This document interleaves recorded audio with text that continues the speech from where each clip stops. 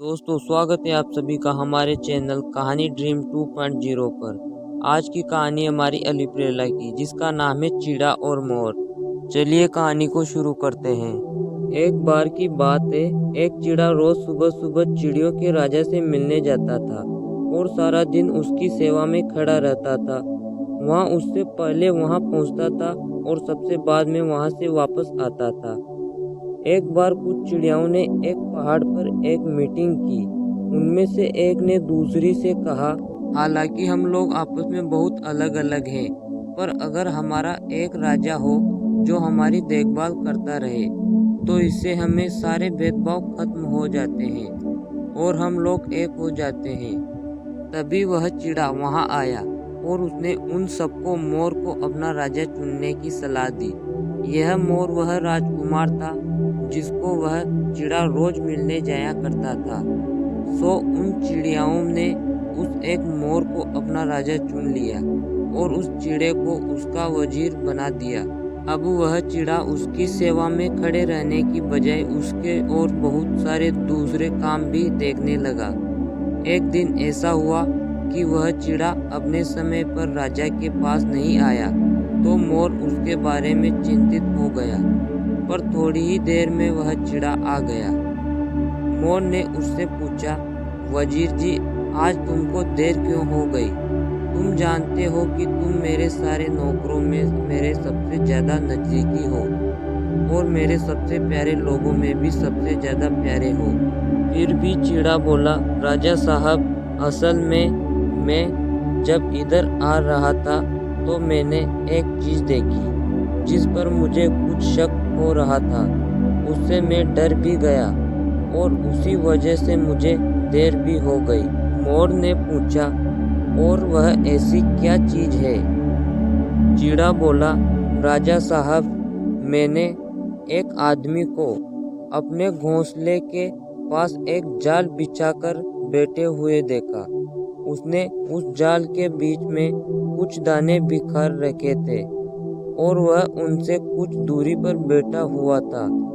मैं वहां बैठा देखता रहा कि वह क्या करता है। तभी मैंने देखा कि एक सरस और उसकी पत्नी उस जाल में फंस गए। वे दोनों रोने लगे। शिकारी उठा और उन दोनों को उठाकर अपने घर ले गया। यही बात मुझे परेशान कर रही थी और यही वजह थी जिसकी वजह से मुझे आने में इतनी देरी भी हो गई। पर मैंने अब सोच लिया है कि मैं उस जाल के डर की वजह से उस घोंसले में नहीं रहूंगा। मोर बोला, तुम अपना घर मत छोड़ो, क्योंकि जो कुछ तुम्हारी किस्मत में लिखा है उसके खिलाफ कुछ नहीं हो सकता। चिड़ा उसकी बात मान गया और धीरज रखकर वहीं रहता रहा। वह अपना ख्याल रखता रहा और राजा के लिए खाना लेकर जाता रहा। राजा को उस खाने से जो अच्छा लगता था वह खा लेता था, फिर पानी पीता और बाद में चिड़े को वापस भेज देता। एक दिन चिड़ा राजा के मामलों को देख रहा था कि उसने दो चिड़ों को जमीन पर लटकते हुए देखा। तो उसने अपने मन में सोचा कि मैं जो राजा का वजीर हूँ तो उसका वजीर होने के नतीजे दो चिड़ों को लड़ते हुए कैसे देख सकता हूँ। अल्लाह की कसम, मुझे जाकर उनमें शांति करानी चाहिए।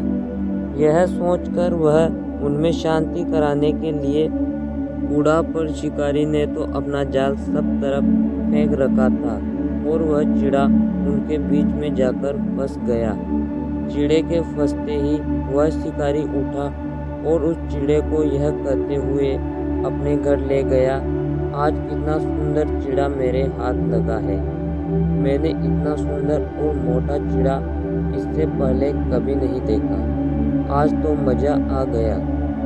उधर वह चिड़ा सोच रहा था, मैं तो उसी जाल में फंसा गया जिसका मुझे डर था, और इस काम को भी किसी और ने नहीं बल्कि मोर ने खुद ने ही मुझे करने को कहा था।